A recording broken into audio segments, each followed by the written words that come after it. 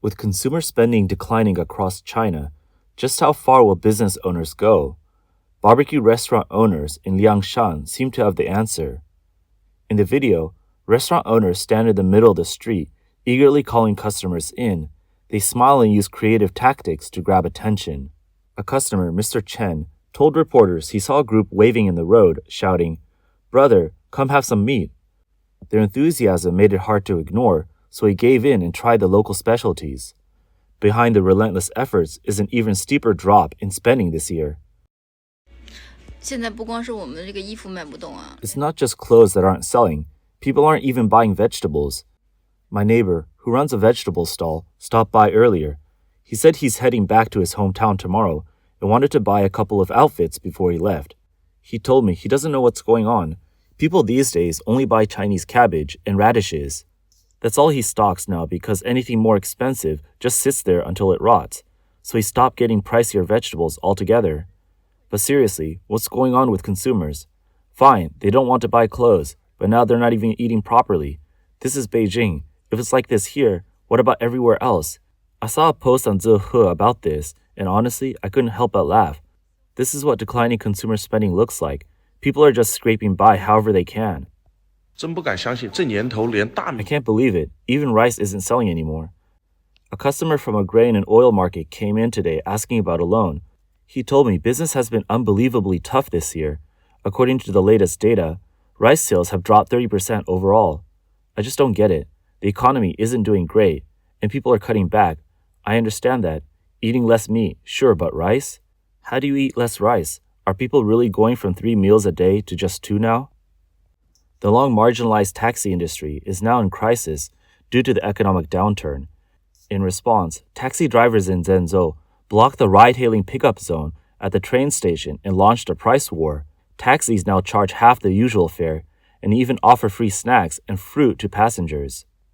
长期被边缘化的出租车行业，加上经济不景气，已经面临着生存的难题。作为反击，他们愤怒地取消了郑州火车站的滴滴打车上车点。 As for how long this price war will last, one taxi driver said, "We're in this for the long haul. We'll keep going until our cars break down." Of course, not all taxi drivers are on board with this. 现在出租车的金融环境 The taxi business is a disaster right now. You could drive from over an hour without picking up a single passenger. A full day on the road, and some of us only make 200 to 300 yuan, and quitting isn't even an option. We're people too. We're Chinese. Why is it so hard for us to just make a living? Ride-hailing companies get to operate in a free market, but taxis are stuck in a planned economy? We've given our entire youth to this city, and now we're getting old with nothing left to survive on. We just want to live. If the taxi industry is no longer needed, then just shut it down already. Stop dragging it out while we're left here starving. Even discount snack stores, which have put many regular supermarkets out of business, are now facing their own competitor, stores selling near-expired food. 这个是我们3间业余型 The Near-expiry grocery store opened last June. Right now, it's 6:05 p.m., and the evening rush hasn't even started yet. Let's take a look at today's sales. So far, we've processed 115 orders and made over 3,600 yuan. Not bad, considering the peak hours haven't even hit yet. 你看看这些， Look at these bottles of miso, just 1 yuan each. I checked, and they expire in about 10 to 15 days. Most of the snacks here are just 1 yuan, 1 pack. But look at these prices. Are you even making a profit? 也不多。 Not much, but we're making up for it with volume. 2块钱的可比。 2 yuan potato chips, 1 yuan snacks. I've never seen prices this low before. Honestly, I feel like I've been overpaying all my life. Most of the food here expires in 1 to 5 months. But now, even supermarkets specializing in near-expiry products are shutting down one after the other. 完了，兄弟们，天塌了。 It's over, guys. This is a disaster. I just stocked up on these drinks last month. I'm not making this up, and you heard me right. You all know this one. Uni President's sour plum drink. It sells for 3 yuan in supermarkets, but I'm selling it for just 1 yuan, and it still won't move. Can you believe that? These drinks have over a month left before they expire, but if they don't sell, what do I do? Dump them? So, is a near-expiry food business really that great? Not at all. Getting cheap stock means nothing if you can't sell it. And if it doesn't move, you have to throw it away. paying for labor to load and unload it, and even figuring out where to dump it. And it's not just me taking a hit. My suppliers are losing money too. So whether you're a distributor or a manufacturer, don't think we're just making easy money off leftovers. We take losses too. It's fair to say that many people in China can no longer afford even near-expiry products. At the same time, competition in the auto market is intensifying. On February 5th, Tesla China introduced new Model 3 incentives, including an 8,000 yuan insurance subsidy and 5-year zero-interest financing. This price cut brings the Model 3 to its lowest price ever. According to Tesla's Weibo account, its Model 3 Chinese New Year gift package includes the insurance subsidy, interest-free financing, and exclusive charging benefits. This is the first time Tesla has extended insurance subsidies to all Model 3 variants, including the high-performance version. After the subsidy, the starting price for the rear-wheel drive Model 3 is now 227,500 yuan. The long-range all-wheel drive version is priced at 267,500 yuan, while the high-performance model has dropped to 331,500 yuan. Weibo data shows that with a down payment of 79,900 yuan, the monthly installment for the rear-wheel drive Model 3 is around 2,500 yuan. The long-range all-wheel drive version costs about 3,100 yuan per month. Industry analysts say Tesla's price cuts are a strategic move to stay competitive and attract more buyers. It may also be a way to clear inventory ahead of the upcoming Model 3 refresh. With such aggressive discounts, Tesla's Model 3 has reached its lowest price ever, which will undoubtedly have a major impact on the market. A social media user named Mr. Popcorn commented, "Tesla's price drop is driving other car companies crazy." That may not be an exaggeration. Right after Chinese New Year, many electric vehicle brands in China launched limited-time discounts. According to China Fortune Network, NIO announced on February 1st that it is offering a 5-year zero-interest financing deal for a limited time.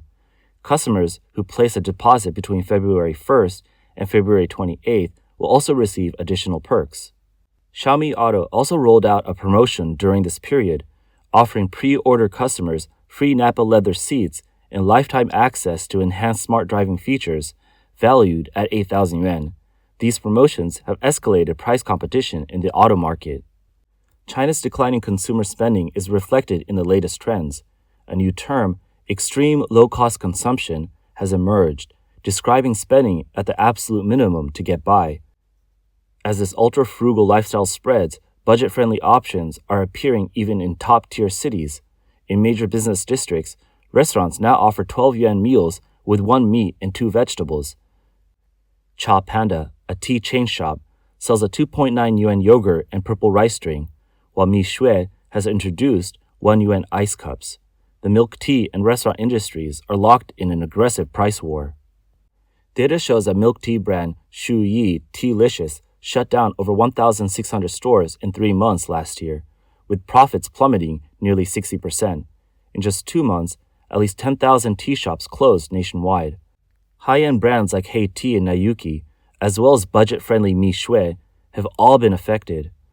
The lifespan of tea shop franchises has collapsed from 2 to 3 years to just a few months. More businesses are being swept up in a wave of closures. The final round of eliminations in the restaurant industry has begun, with the impact of local social networks far exceeding expectations. It's not just tea shops. Profits across nearly all major consumer industries have plummeted in 2024. In Beijing, restaurants earning over 2 million yuan saw profit margins drop to 0.37%, a nearly 90% drop in decline. A 300 yuan meal now just yields 1 yuan in profit. The issue isn't a lack of customers, it's just that there's no profit. Consumers are reluctant to spend, and price wars are everywhere. The days of waiting hours for a 30 yuan milk tea are over. Now, companies are offering coffee and milk tea for as low as 8.8 yuan. McDonald's and KFC have burgers under 10 yuan, while Tastian and Wallace have slashed prices below 5 yuan, so low they can't even cover costs. So, why are major brands selling at a loss? McDonald's CEO Chris Kempczynski explained in a recent earnings call that competition in China is too fierce. Selling expensive products goes against consumer trends. A 9.9 yuan burger may not turn a profit now, but it helps establish a price anchor, reinforcing the brand's image as affordable yet high quality. This strategy paves the way for future sales. The market is in a brutal elimination phase. When big brands drop prices to match small restaurants, profits vanish. Businesses that can't keep up shut down, while survivors rely on low-price strategies to stay afloat. The root issue is simple. People just don't have money to spend. It's important to note that a 30 yuan taxi ride now equals half a month of subway fares. A 40 yuan Starbucks coffee costs as much as a full case of milk. A 200 yuan hot pot meal could buy a pound of chicken wings, 5 pounds of pork, 30 eggs, 10 pounds of rice, plus a bottle of oil, enough to feed an adult for a week. In the past, 100 yuan went a long way. Now it's gone in one meal. Wages haven't kept up with soaring costs. The issue isn't just a lack of money, it's a lack of time. Grueling 996 work schedules leave workers drained. Paid vacations, off-peak holidays, and holiday spending policies remain out of reach. Many can't even ignore work messages on days off. Meanwhile, incomes keep falling. More people are turning to gig work, like food delivery and ride-hailing, while salaries in banking and education are shrinking. Young people can't afford to lie flat, but they're also too exhausted to keep pushing forward. A recent report by Japan's Hakuhodo Institute of Life and Living Shanghai and China's Communication University found that 80% of Chinese consumers believe they are in a reduced spending mode. In November 2024, researchers surveyed 3,000 Chinese consumers aged 20 to 59 to analyze their spending attitudes and behaviors. The findings indicate that as cautious spending habits become more common, the overall consumer desire index has dropped from 74 points in 2019 to 67.3 points in 2024 on a scale of 100. A follow-up survey of 400 consumers aged 20 to 50 found that in 2024, the number of people increasing their spending and those cutting back was nearly equal. Among those reducing their spending, the most common reason was a decline in personal or household income and assets, followed by the influence of those around them spending less. However, not all types of spending have declined. Compared to 2023, some categories have seen decreases while others have increased. Average spending on education, clothing, car maintenance, and daily necessities have dropped, with more people cutting back in these areas. At the same time, spending has increased in categories like insurance, hotels, travel, cultural activities, electronics, with more consumers reporting higher expenditures in these areas. For dining, housing, and healthcare, the average spending amount has risen, but a greater number of people have also reduced their spending in these categories. Additionally, 52% of respondents believe the cautious spending trend has been exaggerated. More than 40% said that this cautious atmosphere has had a real impact on their spending behavior. Nearly half the respondents said that long-term cost-cutting or switching to cheaper alternatives makes them feel uneasy. The main concerns include a decline in quality of life, reduced self-confidence, a lack of enthusiasm and energy, and a decrease in aesthetic and lifestyle standards. Over the past 4 years, Chinese consumers have deposited 58 trillion yuan into banks, averaging over 40,000 yuan per person, more than the total savings growth from 2009 to 2019. Based on these figures, consumption should be booming, yet the reality is starkly different. In the first half of 2024, China's box office revenue was nearly halved. Over 80% of listed tourism companies reported losses, and all 4 major airlines operated at a loss. More than 1 million restaurants shut down, twice the number from 2022. Retail sales growth in China's top-tier cities plunged to new lows. Young people are avoiding major purchases, not buying homes, cars, or even meals. Experts are struggling to understand why no policies seem to boost consumer demand or why stimulating spending has become so difficult.